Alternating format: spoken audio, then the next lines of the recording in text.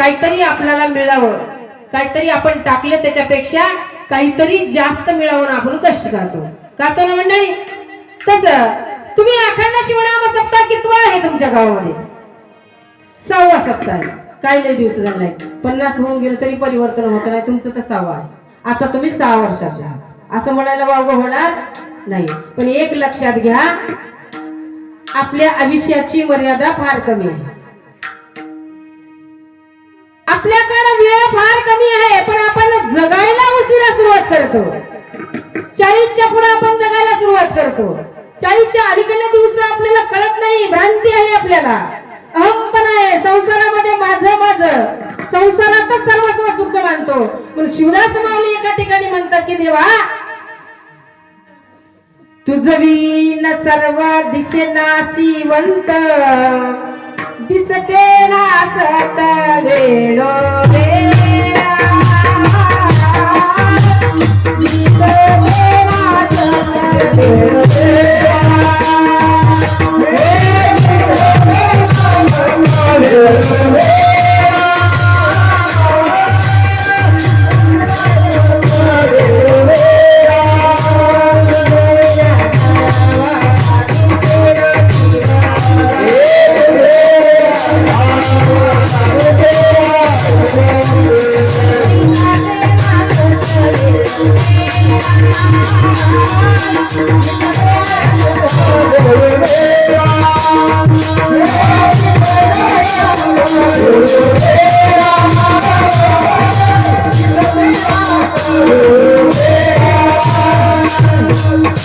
इतकं नासून जात तरी त्याच्या पाठीमागे धावपळ होते। हा दिसायला दिसत ते साच आहे, पण ते साच नाही महाराज, असत पण नासत। दिसायला दृष्टीपुढे खूप सुंदर आहे, पण ते नासत, त्याचा काही भरोसा नाही। मग जे शाश्वत आहे ते तुम्ही साठवता का? मग शाश्वत तरी काय आहे तर परमर्श ग्रंथ तुम्हाला सांगतात, शाश्वत म्हणजे असत अक्षय अमर सदोदित, मरणी नामे शाश्वत श्री गुरु पद ते। गुरुचं पद कधी नाशिवंत होईना आणि भगवान शंकराचं कधी नामस्मरण नाशिवंत राहणार, ते असतच आहे। तुम्ही संसारात किती करावं, तुकाराम महाराज म्हणतात भलकट तो संसार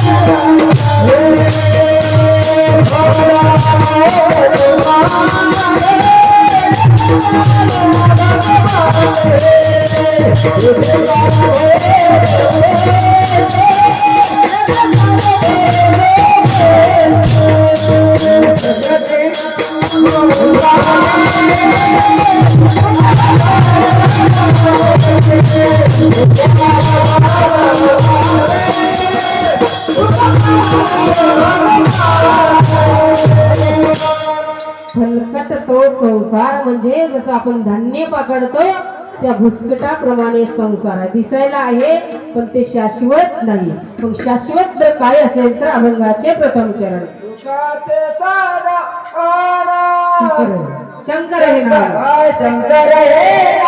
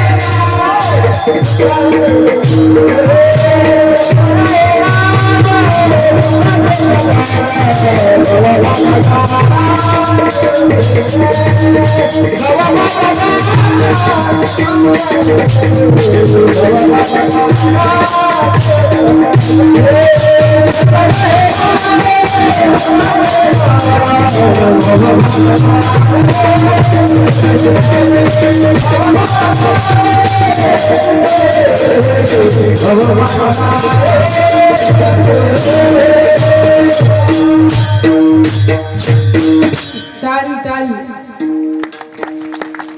शंकर हे नाम सुखाचे सदन, भवबाधा जाणा चुके. सुख प्राप्त कुठे होते तर देवाच्या संतांच्या महात्म्याच्या नामस्मरणा.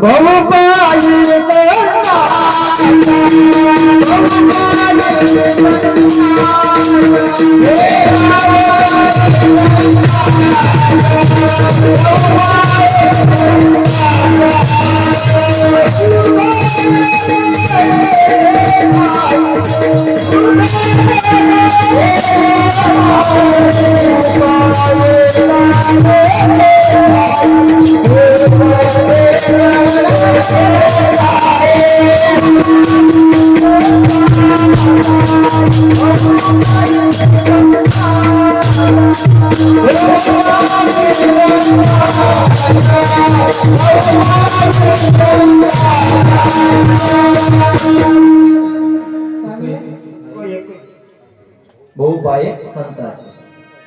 सुख फक्त संतांच्या चरणाजवळ आहे. सुख फक्त संतांच्या नामामध्ये आहे. सुख फक्त देवाच्या स्मरणामध्ये आहे. फक्त आपलं उलट असं होतं, आपण सुख संसारात मानतो आणि संत देवाच्या नामस्मरणामध्ये मानतात. तुम्ही सुखाचं सदन तुमच्या घरामध्ये तुम्ही सुख मानता. सदन म्हणजे घर आणि संत नामस्मरणामध्ये त्याच्या घरामध्ये सुख मानता. बघा तुमचं आणि संतांचं सुख किती वेगळं आहे. इकडे सुख आहे, इकडे दुःख आहे. जिकडे दुःख आहे तर तिकडे आपली ओढ असते आणि जिथं सुख आहे तिथं ओढ राहत नाही महाराज. तिथं वियोग होतो. मग जन्माला आल्यानंतर सार आणि आसार याची निवड करता आली पाहिजे. पवित्र कुळात मानवी जन्मात पवित्र कुळात देह मिळाला महाराज. भव म्हणजे संसारही होतो, भव म्हणजे दुःखही होतो आणि भव म्हणजे भीती होते.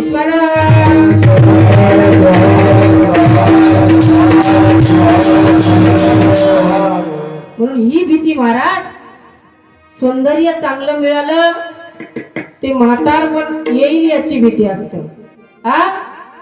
जन्म मिळाला मृत्यू आहे याची भीती आहे माणसाला. ज्ञान आहे पण वितंडवादाची भीती आहे. देह मिळाला पवित्र कुळात पण महाराज याचा कसा वापर करावा याची भीती आहे. मग ही भीती नाहीशी करण्यासाठी संताला शरण जावं लागतं. तर कळतं महाराज संताशिवाय तुमची आणि माझी सुखाची प्राप्ती होऊ शकत नाही. तुम्ही सुख एकीकडे शोधतो आणि एकीकडे शोध आहे. पण महात्मा बसवांना एका वचनामध्ये म्हणतात,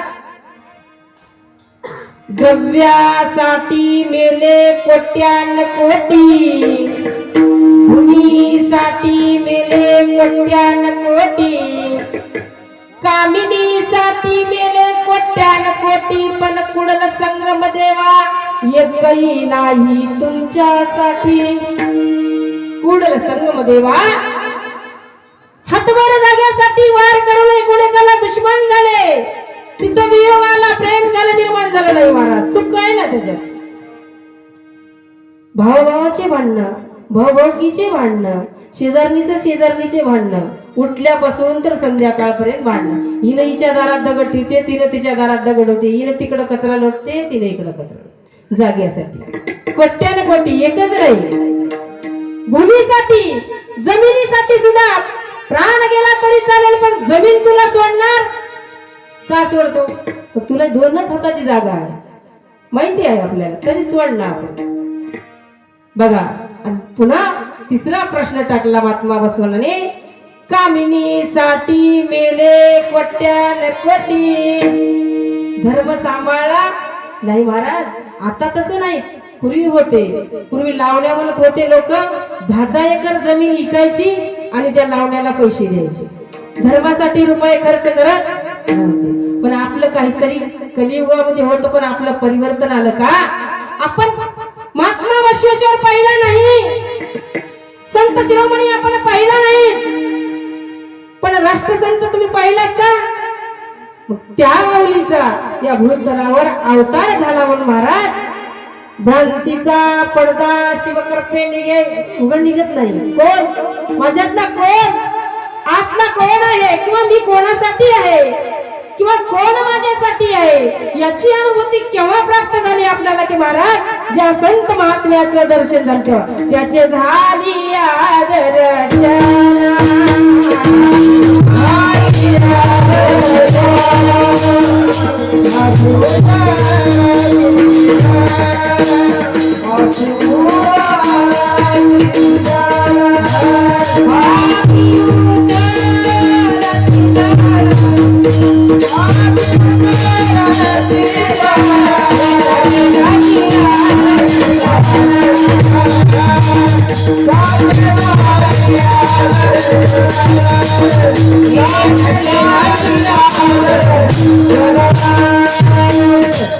त्या संत महात्म्याचं तुम्हाला आणि मला दर्शन झालं, पाप्याचा उद्धार झाला, म्हणजे आचाराचं परिवर्तन झालं, धर्माचं परिवर्तन झालं, नोय नोय आपल्या वर्तीच परिवर्तन झालं. म्हणून शंकर हे नाम सुखाचे सदन भववादा जाणाच केले. दुःखातून नाहीच होतं, इतकं नाम गोड आहे, पवित्र आहे, श्रेष्ठ आहे. बघा लिंगेश्वर माऊलीचा अभंग आहे. आता इथे सगळे जाणकार मंडळी, कोणी एक मेंढका असोनी संसारी. लिंगेश्वर महाराज म्हणतात कोण होता की ते मला माहिती नाही, पण होता चित्त त्याचे असे श्वानावरी. अहो रात्र त्याचं श्वान म्हणजे कळतं का तुम्हाला? कुत्र्यावर दिवस रात्र कुत्र्याची संगत करायची, माणसाची अजिबात करायचं नाही. अहो रात्र त्याच्यावरच प्रेम करावं, त्याच्यावरच भाव ठेवावं, सर्वस्व काही त्याच श्वान. पण एकदा अंतकाळ आला महाराज, त्याच्याजवळ कोणी नव्हतं. त्यासी अंतकाळ येता जवळी महाराज, तेव्हा तो श्वान आठवला त्याला. अंतकाळ ज्याचं आयुष्यभर स्मरण केलं, ज्याचं आयुष्यभर त्याच्यावर दृष्टी ठेवली, तेच अंतकाळी आठवतं. म्हणून परमर्श ग्रंथ सांगतात की बाबा अंतकाळापर्यंत जर नामस्मरण करायचं असेल तर सुरुवात पासून तर अंतकाळामध्ये स्मरणाचं खंडन होता कामा नाही. नसता आयुष्यभर केले कष्ट व्यर्थ झाले महाराज. अंतकाळ स्मरण झालं नाही तर केले कष्ट व्यर्थ झाले त्याचे. जन्म बरीशीन केला अंतकाळी व्यर्थ गेला.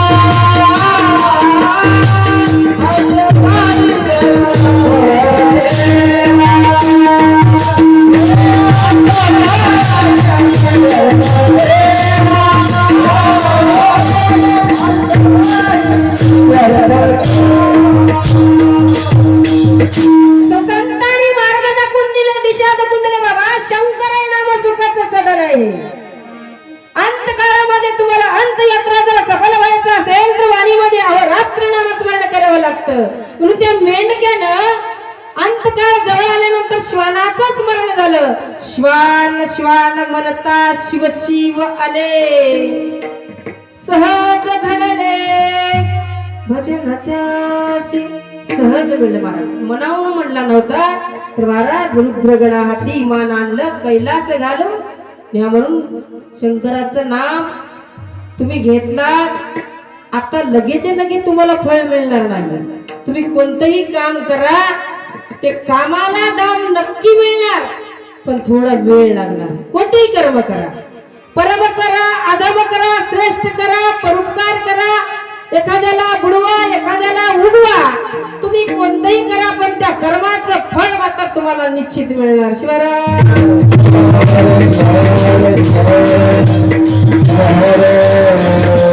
कसं फळ मिळणार मी तुम्हाला सांगते, एक दृष्टांत देऊन बघा. हा एका मालकाच्या घरी चोरी करण्यासाठी चोर गेला. कीर्तन लक्ष देऊन ऐका. गाठोडं बांधलं, सोन्याचं चांदीचं सर्वस्व काही घेतलं, गाठोडं बांधलं.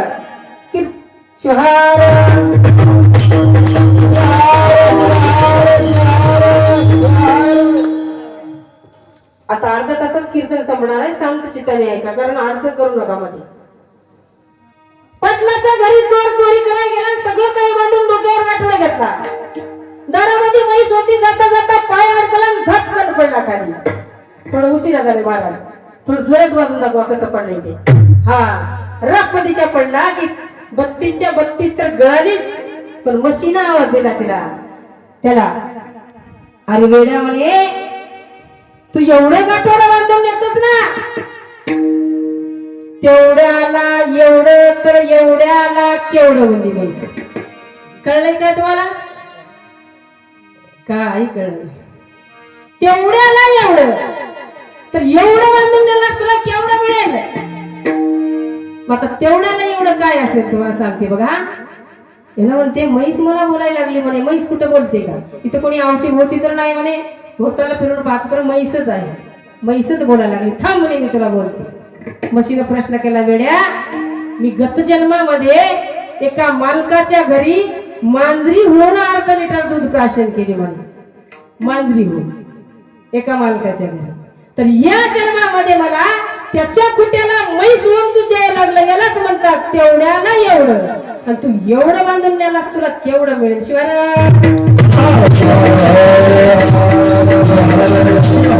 म्हणून तुम्ही कर्म कोणतेही करा, भोगल्याशिवाय परवाई नाही. मत बुरा करम कर बंदे वरना पछताएगा. मत बुरा करम कर बंदे वरना पछताएगा. भगवान के नजरे से तू ना बच पाएगा, तू ना बच पाएगा, तू ना बच पाएगा. ऐकायला बरं वाटतं बाय. वाजवा टाळ्या. हा आता हे म्हणजे हे 2 तास अजून संपले नाही. दुसरा अभंग अजून घेणार आहे. मी तुम्हाला गेल्या वर्षी सांगितले, गेल्या वर्षी तारीख माझी घेतल्या तुम्ही. स्वप्नात येऊन तुमच्या मी कीर्तन केले, सोडले नाही महाराज. एखाद्याला शब्द देवावा तर पूर्णत्वाकडे देवावं. होते मागं पुढे होते, सगळे काही आपले सारखे नसतात. शिवाय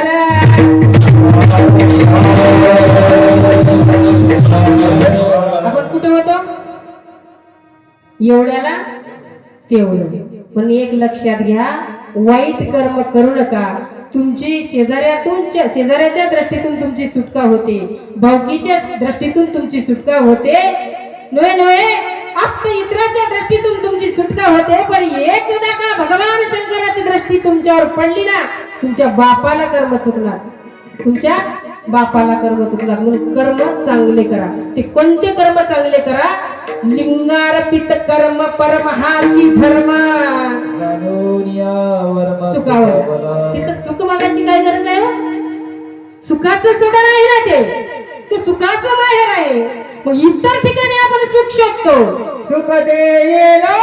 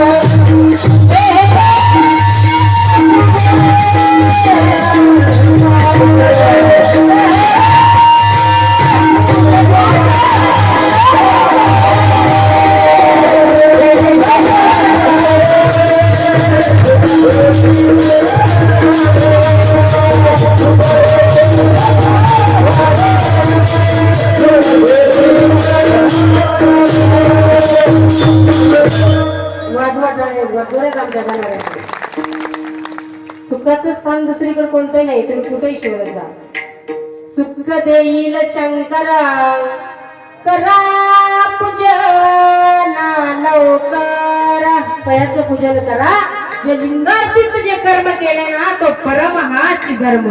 जो त्याला जाणतो तो सुखावतो. आपण त्याला पूजा सुद्धा करायची गरज नाही. पण आपलं वर्म चुकते.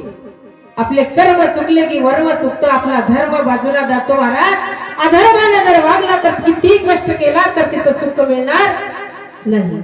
म्हणून धर्म टिकवला पाहिजे. परम हाची धर्म. तुकाराम महाराज सुद्धा म्हणतात देवाला, देवा माझ्या हातून वर्म चुकता कामा नये. देवाला हात जोडून ऐसे वर्म मज दावी नारायणा अंतरीच्या कुणा प्रगट. देवा मला असं मार्ग दाखवा. मला असं वर्म माझे प्राण उपलब्ध करून द्या की माझ्या हातून अधर्म होता कामा नये. अशी मार्ग कशासाठी हो? सुखाचे सदन ते सुखाचं घर आहे. तिथं सुखाचं माहेर, सर्व सुखाचे भांडार आणि तो हा पार्वतीचा वर. बघा सुखाचा आहे. पार्वती माता सुद्धा परमरहस्य ग्रंथामध्ये प्रश्न विचारते. स्वतःच्या सुखासाठी एकही विचारला. बघा भगवान शंकर तिचं कौतुक करतात. म्हणतात अगं पार्वती तुझे प्रश्न गहन असती अज्ञजना उत्तम गती जीची अनुग्रह. पार्वती तुझा प्रश्न असा आहे स्वतःच्या सुखासाठी एकही नाही महाराज. गहन असती म्हणजे परमश तुझे प्रश्न आहेत आणि अज्ञानाला उत्तम गती देणारा तुझा प्रश्न आहे पार्वती महाराज. म्हणून याला सुखाचं सदन म्हणतात. सुखाचं घर म्हणतात.